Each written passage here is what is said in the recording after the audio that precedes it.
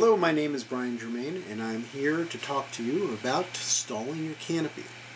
I'm a parachute designer, and I'm a test pilot, and I've got somewhere around 15,000 jumps over the past 26 years. So I've done a number of stalls, and I've never once had to chop as a result of stalling my canopy. Not to say that it can't happen, but it's not likely if you use good technique. And if you understand the principles of what a stall is, then therefore you will be able to create some sort of a game plan that will reduce the likelihood of a problem. So it's not that big a deal. It's a little scary, I understand. I mean, you're making a perfectly good canopy go away. But keep in mind that you do that every time you land, because it deflates, and then you put it in this little bag, and somehow it manages to blossom pretty much every jump anyway. So this is exactly what you're trying to do here with your canopy, right? You're trying to sort of slow it down, make it go away, and then make it recover in the same kind of braked configuration. At the back of the parachute slowed down, it's pretty much the same thing, right? It wants to inflate when it's in brakes. When it's flatter, it tends to inflate. So let's go back up to the beginning here. Let's rewind back to the fundamental question: what the heck is a stall? What is it? It is simply your canopy increasing its angle of attack, which is, for those of you that didn't learn this in the first jump course, you're nosing up your wing with respect to the relative wind. So in other words, I'm headed in this direction and I'm nose high. And so now, consequently, I get to the point where my airflow can't follow the curve of the wing. And if the airflow can't follow the curve of the wing, suddenly I get an awful lot of drag and the wing kind of drops out of the sky. Now, fortunately, you're hanging beneath your wing, and it weighs a lot less than you do. So when a stall happens on a parachute, it's far less consequential than when you're on an airplane and you're sort of connected to the wing itself. Since we're hanging underneath it, we have pendular stability. So we tend to stay underneath this, even if it is a wad, and that's sort of funny. It tends to stay over your head. So that's good in itself. Should make you feel a little bit better. But since the stall is about increasing the angle of attack, either through rear risers or toggles, depressing the back of the parachute sufficiently to make the canopy come nose high, and now, of course, the lift kind of goes away as the drag increases, and whoop, it drops behind you. Now, keep in mind that when this occurs, your direction of motion is kind of important if you think about it. If we think of it as this, when the stall happens, the wing will retreat behind you relative to your direction of motion. Then if I'm in level flight with zero descent at that moment, when the wing goes away, woo, right? There's a big swing, and then my body's going to swing back under because my body weighs more than the wing does, of course.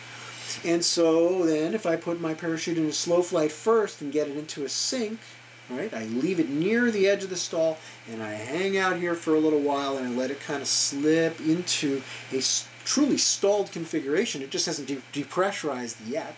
With a very high angle of attack, the wing is already stalled. And then, when it stalls, because I'm in a steep direction of flight already, it's not a really major swing when it occurs, and therefore when it recovers, it's not a major change as well to my pitch. So that's my first step towards safety that's going to help me quite a lot. Now, there's another thing that we have to recognize, is that any asymmetry, any roll angle, when this canopy stalls, is going to cause a lot of yaw energy, right? So we have pitch, we have roll, and we have yaw. And so yaw energy is increased significantly when I have a little bank angle at the moment of stall or at the moment of recovery, because the low wing tends to stall first, right? So if that's the case, if I have any bank angle, I'm in a turn, or I'm wobbling on the roll axis as I push all the way to that excessive angle of attack that results in the stall, well, I'm going to get something I don't like, most likely line twists. So it's not the end of the world. I can always chop it. I can always cut away. However, if I go into it with symmetry and I come out of it with symmetry, I'm more likely to walk away completely unscathed and maybe even enjoy the process. The first time you stall, it's a little terrifying. The second time, not so bad. The more you do it, the easier it gets, and the mechanics start to feel natural to you. So the other thing that I think is important to look at is the distinction between a toggle stall and a rear riser stall. Now in a toggle stall, we're pulling down on 2 cells here, 2 cells there, right? We're not pulling down in the middle of the canopy. That's an interesting distinction because when I pull on my rear risers, I'm pulling on the whole parachute, C and D lines, from wingtip all the way to the center cell, all the way to what we call the root of the wing.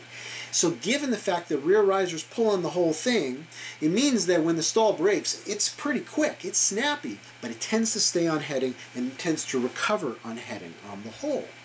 Now, we have to recognize that there's always the potential for an aggressive surge, so we want to keep a high drag configuration. We want to keep it fairly nose high in the recovery process. So if it's steering toggles or rears, same idea. You keep your hands down. Right? So if it's toggles, I'll find that stall. Whoa, she drops off. Immediately I'll lift my hands up a little, and then stand strong with my triceps and don't let the hands get pulled up because it's going to try to pull your hands back up. And if it succeeds, whew, it's going to dive pretty aggressively underneath you and maybe scare the heck out of you. So my suggestion is if you don't want to pee in your pants a little bit, you have the rears or the toggles down, and then when it stalls you let it up a little and stay strong in the recovery, stay symmetrical in the recovery. You'll find that it doesn't dive as much. Now to take that one step further, if you dampen the surge tendency by adding a little bit of rears or toggles, whichever one you happen to be stalling with, right? If I'm stalling on toggles, I would let my hands up and then stop the wing. If I'm on rears, I would let my rears up and then I would stop the wing. And when the wing goes behind me, I would come off. So toggles or rears, same principle. If I add brakes or rears, when it's in front of me, that drag will pull the wing back.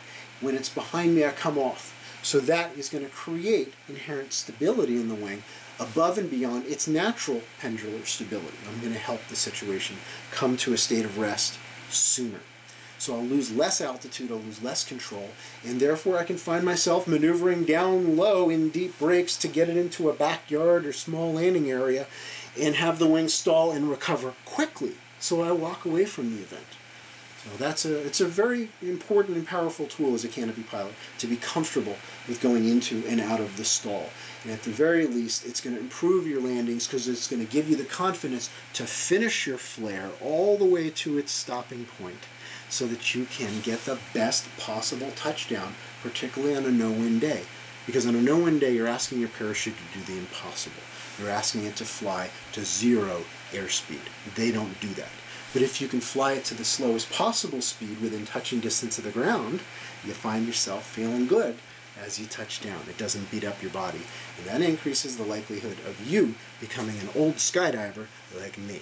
So, join the Old Fart Club, land softly. The way you land softly is you stall your parachute regularly and get confident with slow flight. I'm Brian Germain. Thanks for joining us.